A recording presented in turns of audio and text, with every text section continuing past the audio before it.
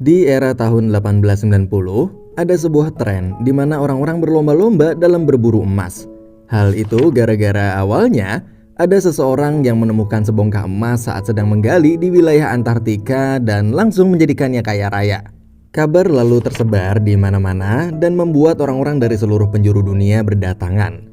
Tapi ada satu hal yang amat penting di masa itu, di mana jika seseorang ingin pergi berburu emas, maka orang tersebut memerlukan seekor makhluk untuk membimbing mereka. Makhluk itu adalah anjing. Karena di masa itu, anjing sangatlah berguna sebagai alat transportasi. Dan untuk kalian semua, para penonton setia Insomnia, perkenalkan, inilah dia Buck, si anjing pembuat masalah. Buck bukan hanya membuat masalah di rumahnya aja, tapi bahkan di seluruh kota. Tapi orang-orang harus berhati-hati kalau mau memakinya, karena pemiliknya si Buck adalah seorang hakim yang disegani di kota itu. Namun saat si Buck berlari pulang, ada seseorang yang mempunyai niat jahat dan memperhatikan si Buck dari belakang. Orang itu berpikir bahwa anjing sekelas Buck pasti akan bernilai sangat mahal harganya jika dijual. Sesampainya di rumah, Buck langsung diperintahkan untuk membangunkan anak-anak yang masih tidur. Namun tubuh besar Buck itu pun mengguncang seisi rumah setiap kali ia berlari. Perabotan rumah bergoyang dan seisi rumah pun heboh cuman gara-gara suara langkah kakinya si Buck. Lalu Buck pun membangunkan anak-anak yang sedang tidur itu dengan cara... Nah, karena hari itu adalah hari ulang tahunnya si Bapak Hakim, maka semua orang di rumah itu pun terlihat sangat sibuk mempersiapkan pesta perayaan ulang tahun si Pak Hakim. Tapi saat acara pesta dimulai, tiba-tiba...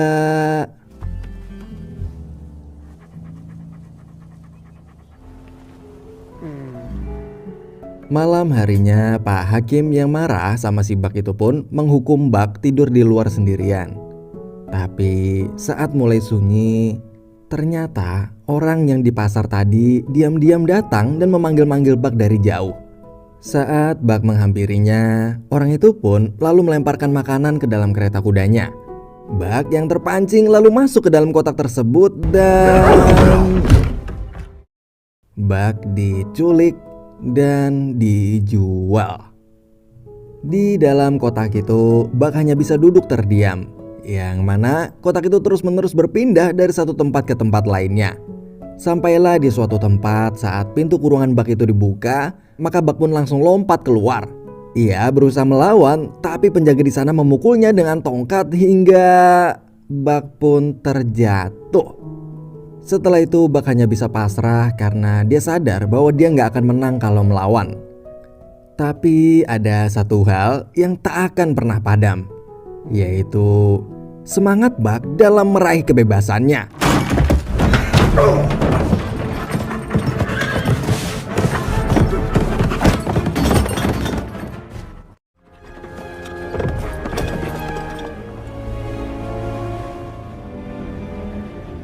Ternyata ia sedang berada di atas kapal di tengah laut yang sangat jauh dari rumahnya. Waktu terus berlalu, kapal itu pun akhirnya berlabuh di Alaska, tempat di mana para pemburu emas berkumpul. Di situ Buck berjalan sambil ditarik menggunakan tali oleh salah satu orang yang akan menjualnya. Buck berjalan memperhatikan lingkungan barunya, yang mana banyak orang asing yang sikapnya jauh berbeda dibanding saat Buck jalan-jalan di kota dulu. Tiba-tiba kaki Buck menyentuh salju. Ia pun kaget karena Buck baru pertama kali merasakan rasanya salju itu. Tapi saat Buck sedang bermain salju, tali di lehernya pun lepas. Ia pun langsung berlari kabur. Dan saat berlari itu, Buck tanpa sengaja menabrak seorang pria tua. Orang tua tersebut dengan ramah menyuruh Buck untuk berhati-hati bila berjalan. Tapi saat ia pergi, Buck melihat harmonikanya terjatuh. Buck pun mengembalikan harmonikanya. Pak tua itu pun berterima kasih pada Buck, tapi seketika itu pun Buck langsung tertangkap lagi oleh orang yang mengejarnya tadi. Buck akhirnya dibawa ke tempat penampungan anjing untuk dijual. Di situ Buck pun hanya bisa menunggu bersama dengan para anjing-anjing yang lainnya. Gak lama kemudian datanglah seorang tukang pos bernama Perrault. Dan di antara banyaknya anjing-anjing di situ, Perrault langsung jatuh hati pada Buck dan langsung membelinya. Semenjak itu pula lah, mulai saat ini Perrault akan menjadi majikannya Buck yang baru. Beberapa waktu kemudian, Buck terus mengikuti Perrault naik ke atas dataran yang lebih tinggi. Lalu sesampainya di atas, Buck menjumpai kekasihnya si Perrault, yaitu seorang wanita pengantar surat juga yang bernama Francois. Francois ini sedikit mengeluh karena Perrault hanya membeli Buck. Padahal ia merasa butuh 2 ekor anjing untuk membantu perjalanannya nanti. Tapi Perrault merasa nggak masalah, toh walaupun cuma 1 tapi Buck tubuhnya bisa dibilang gede banget. Gak lama kemudian, Buck lalu langsung dikenalkan dengan anjing-anjing penarik kereta luncur lainnya. Di sana ada Spitz sebagai pemimpin anjing-anjing termasuk pemimpinnya si Buck nanti. Lalu di belakangnya ada Dolly, Pike, Joe, Billy, Dub, Dave, dan Solex. Perrault di situ hanya mengajari secara singkat dan memberitahu Buck untuk mengikuti anjing-anjing yang lainnya pergi ke rute yang telah ditetapkan. Dan setelah itu, tugas pertama Buck pun dimulai. Buck yang pemula bukannya lari mengikuti gerakan yang lain, tapi malah diam dan terus menyenggol Solex. Dan di situ Buck malah meleng gara-gara melihat seekor kelinci di jalan, hingga membuat rombongan itu pun jatuh terguling. Tapi walau semuanya berantakan dan kotor karena salju, Perrault nggak marah sama sekali sama si Buck. Ia justru tetap menyemangatinya. Tak lama kemudian kereta pun kembali berjalan. Di situ Buck perlahan demi perlahan mulai belajar bagaimana menjalankan tugasnya. Sampai akhirnya mereka pun berhenti dan beristirahat. Di malam itu, Buck yang berbaring di luar nggak bisa tidur karena kedinginan. Ia pun masuk ke tenda, lalu Francois langsung mengusirnya kembali keluar. Gak lama kemudian, tiba-tiba Buck melihat seekor serigala besar bermata terang yang sedang menatapnya. Saat itu, Buck merasa kebingungan dan ketakutan. Tapi saat Buck menoleh lagi, serigala besar yang tadi dilihatnya itu telah hilang. Malam itu, Buck berusaha beradaptasi dengan kehidupan barunya yang sangat jauh berbeda dengan kehidupan nyaman di rumah mewahnya dulu. Singkat cerita, hari demi hari pun berlalu, di mana Buck dan yang lainnya masih terus melanjutkan perjalanan mereka untuk mengantarkan surat. Saat tiba waktunya untuk istirahat dan makan, tapi di situ Spitz, yaitu pemimpin rombongan anjing-anjing di sana, langsung merebut ikan milik Dolly. Sedangkan Dolly serta anjing-anjing yang lainnya cuma bisa ketakutan dan gak ada satupun yang berani melawan Spitz. Melihat hal itu, Buck pun langsung menghampiri Dolly dan memberikan jatah ikan miliknya. Dolly yang sangat kelaparan karena seharian berlari menarik kereta salju itu pun sangat berterima kasih pada Buck. Keesokan harinya, kereta masih terus meluncur untuk mengantar surat seperti biasa. Dan saat datang waktunya istirahat, Buck di sana selalu memperhatikan betapa arogannya sikap Spitz pada anjing lainnya. Bahkan Spitz gak mau berbagi air sedikit pun sama anjing yang lain. Melihat itu, Buck pun berinisiatif untuk membuat lubang baru agar teman-temannya bisa minum. Melihat hal itu, Spitz pun jadi semakin membenci Buck. Di sisi lain, Perrault dan Francois yang sedang memeriksa kekuatan jalan di lapisan danau beku itu, tiba-tiba Buck yang melihatnya pun langsung dengan sigap melompat menyelamatkan Francois. Saat Francois berhasil keluar dan selamat, tapi Buck yang masih di dalam air itu justru terbawa arus dan kembali tenggelam. Perrault lalu berlari memanggil-manggil Buck, tapi Perrault gak bisa berbuat apa-apa. Akhirnya Buck pun meninggal dunia. Ternyata Buck selamat. Ia berhasil berenang dan keluar dari salah satu lubang. Perrault kemudian memeluknya dengan sangat erat. Di situ terlihat bahwa walaupun Buck adalah anjing barunya Perrault, namun bisa dibilang Perrault sangat menyayanginya melebihi anjing-anjing yang lain. Malam harinya, Francois pun berterima kasih pada Buck dan ia juga meminta maaf bila sebelumnya sudah pernah meremehkan Buck. Setelah itu, perhatian Buck kemudian teralihkan oleh seekor kelinci yang berlari. Ia lalu mengejar dan bermain dengan sangat gembira bersama anjing-anjing yang lain. Setelah kelinci itu tertangkap, Buck pun langsung melepaskan kelincinya. Tapi saat kelinci itu pergi, Spitz rupanya iri dan merasa terancam dengan si Buck. Ia muak karena cemburu melihat majikannya serta anjing-anjing lain lebih menyukai Buck. Spitz akhirnya menyerang Buck dengan beberapa serangan bertubi-tubi hingga setelah kemenangan itu, Spitz lalu mendekati anjing-anjing lainnya dan menegaskan bahwa ia akan tetap menjadi alfa atau pemimpin paling dominan di kelompok tersebut. Namun Buck yang masih setengah sadar, ia lagi-lagi melihat bayangan serigala hitam besar yang menggeram ke arahnya, seakan-akan memberinya semangat untuk bangun. Dan Buck pun akhirnya bangkit. Semua anjing-anjing lalu menggoyangkan ekornya karena senang melihat Buck yang bangun. Tapi tidak dengan Spitz. Spitz dengan kesal langsung berlari menyerang Buck lagi, tapi Spitz akhirnya kalah. Dan anjing-anjing lainnya pun menggonggong senang atas kemenangan Buck. Setelah itu Spitz akhirnya berjalan pergi meninggalkan kelompok tersebut. Mulai saat ini Buck lah yang akan menjadi alfa atau pemimpin mereka. Keesokan paginya Perrault kebingungan mencari Spitz yang gak ada dimanapun. Karena dikejar waktu yang mana surat itu harus segera sampai ke tujuan, Perrault pun akhirnya menunjuk Solex untuk menjadi pemimpin baru.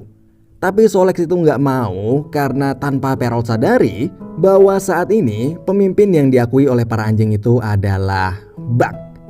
Akhirnya karena dikejar waktu, Perrault pun menyerah. Buck lah yang akhirnya memimpin perjalanan dan lalu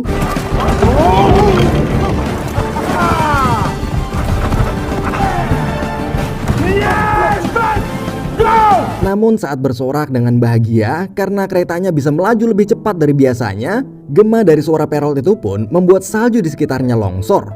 Perrault pun menyuruh Buck untuk menghindar ke arah kiri, tapi tiba-tiba Buck melihat bayangan serigala hitam besar lagi di atas sebuah gua. Seakan-akan memberitahunya untuk melewati gua tersebut.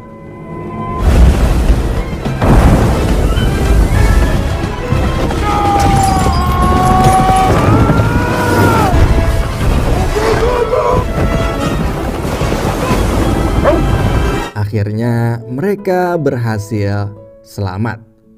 Setelah itu nggak lama kemudian mereka akhirnya sampai ke sebuah kota dan langsung membagikan surat-suratnya.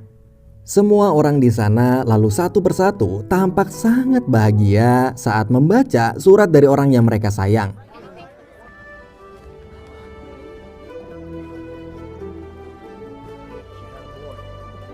We don't carry men, we carry love. Buck di situ barulah menyadari bahwa pekerjaannya sebagai pengantar surat sangatlah mulia. Gak lama kemudian Buck melihat sosok serigala hitam besar yang selama ini selalu membimbingnya. Ternyata sosok tersebut adalah gambaran perwujudan dari insting anjingnya si Buck. Insting leluhur semua anjing di muka bumi, yaitu serigala. Setelah sosok leluhur anjing tersebut pergi, maka saat itu juga Buck pun merasa bahwa ia sekarang bukanlah lagi anjing rumahan yang dirawat manusia. Namun ia merasa bahwa dirinya sekarang hampir sepenuhnya sudah kembali ke jati diri aslinya sebagaimana para nenek moyangnya dulu. Dan lalu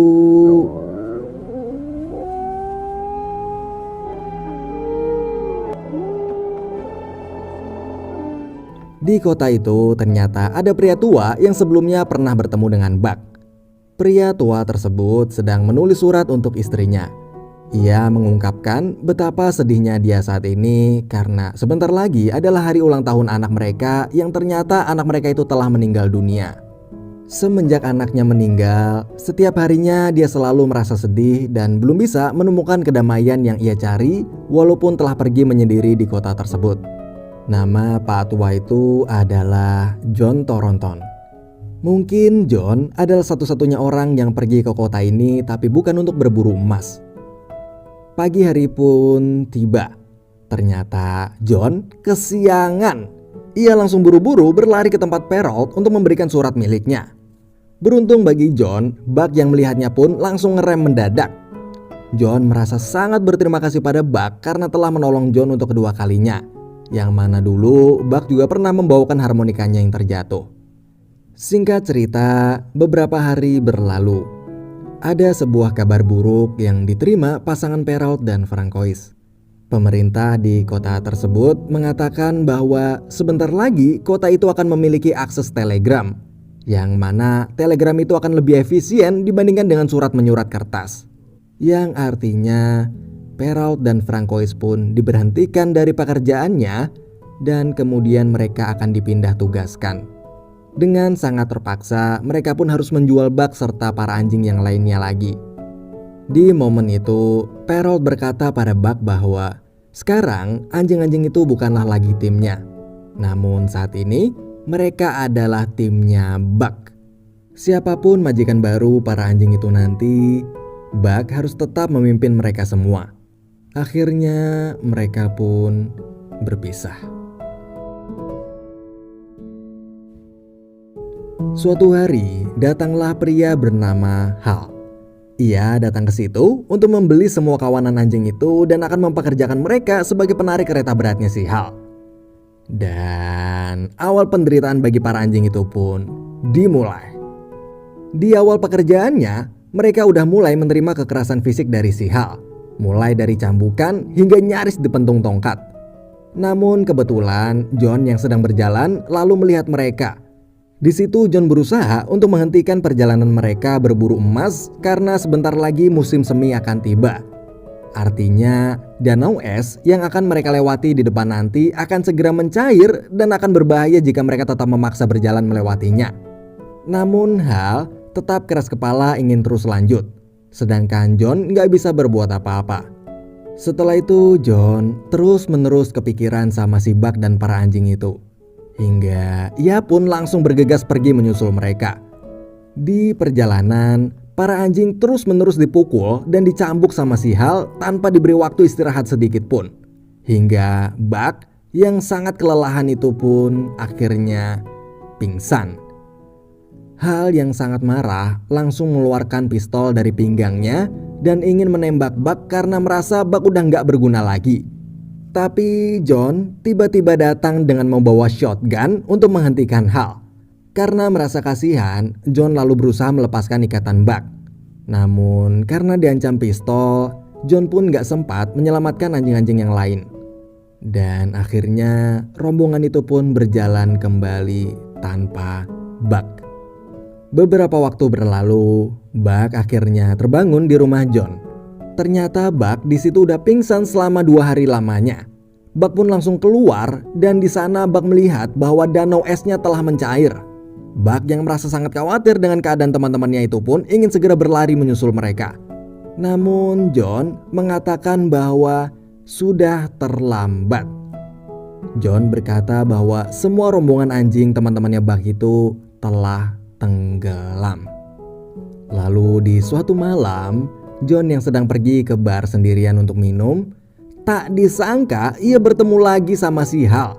Di situ Hal tiba-tiba langsung memukulinya sambil menyalahkan John karena semua harta benda di keretanya ikut tenggelam. Dan saat ini Hal udah gak memiliki apapun lagi.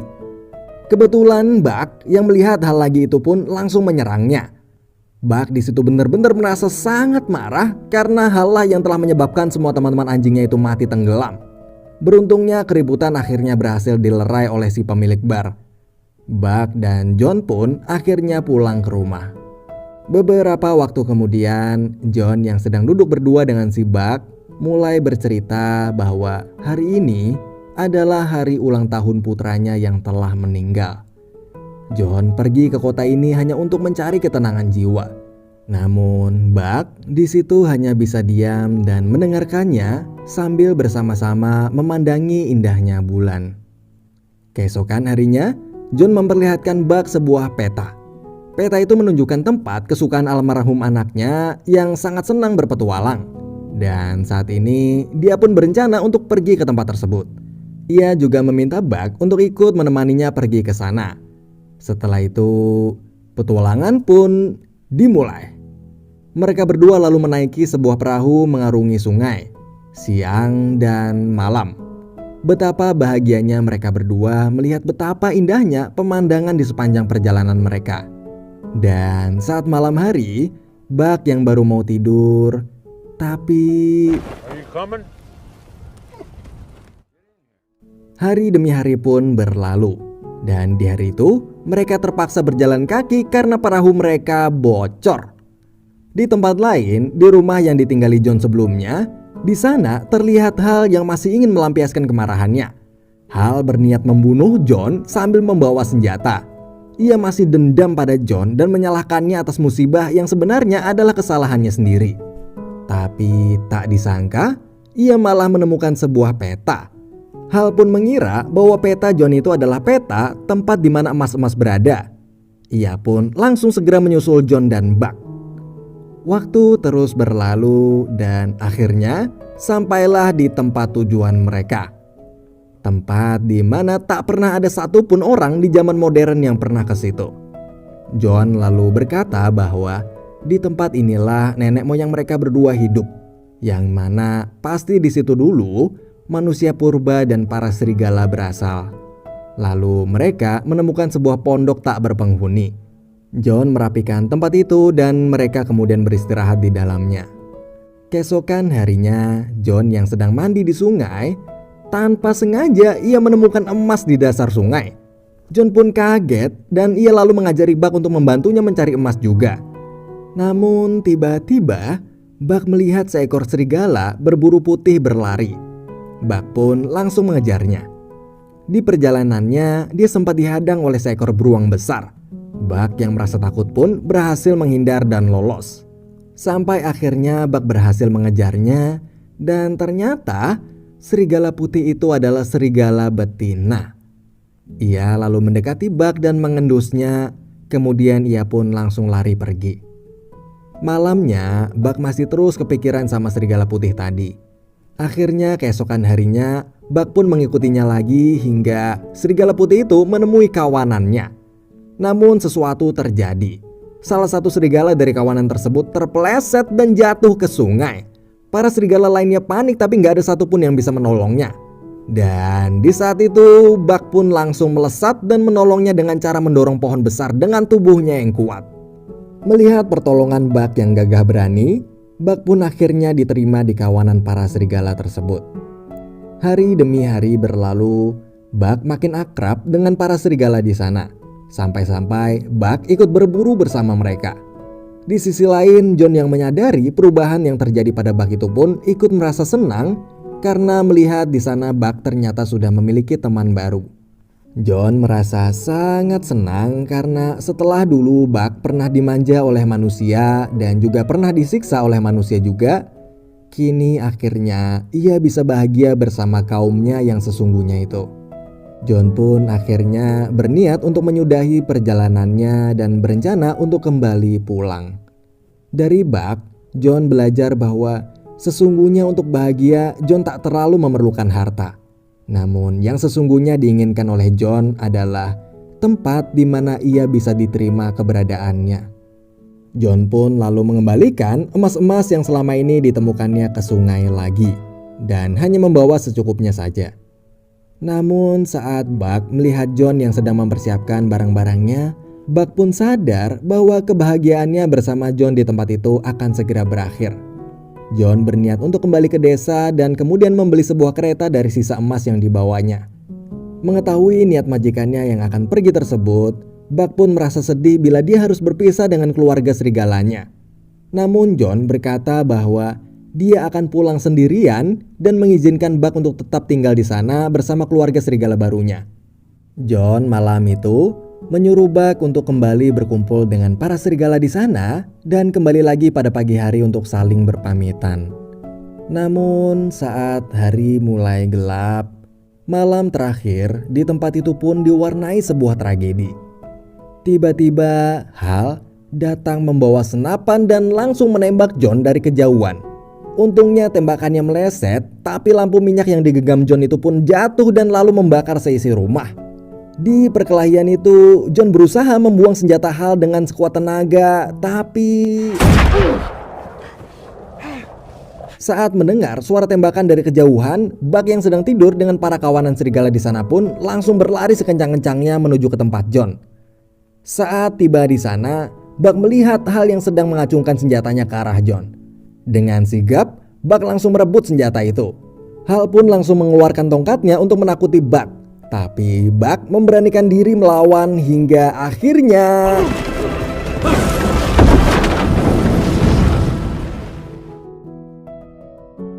Buck lalu menghampiri John yang sedang terbaring lemas tak berdaya. Tubuh rentanya mengeluarkan darah yang sangat banyak. Di momen itu, John yang merasa bahwa kisah hidupnya telah selesai lalu mengucapkan kalimat terakhirnya pada Buck. Ia berkata bahwa kau sudah pulang. John pun menghembuskan nafas terakhirnya. Setelah itu, hari demi hari berlalu. Buck akhirnya bisa hidup bahagia bersama dengan keluarga serigalanya. Dan semenjak itu, lahirlah spesies serigala baru. Spesies yang kuat, cerdas, dan pemberani. Namun kelembutan hati yang diajarkan oleh majikannya dulu itu tak akan pernah pudar dan akan selalu ada di setiap hati spesies serigala baru tersebut. Kini Buck telah sepenuhnya menjadi anjing sejati. Ia memimpin kawanan itu berburu dan memperluas wilayahnya. Namun di setiap kebahagiaan Buck itu, tiap kali Buck berpetualang, rasa rindunya pada John masih selalu menyelimutinya. Tangan hangatnya, canda tawanya, serta kebersamaan mereka berdua di tengah malam sambil memandangi bintang bersama itu tak akan pernah Buck lupakan sampai kapanpun. Dan film pun berakhir.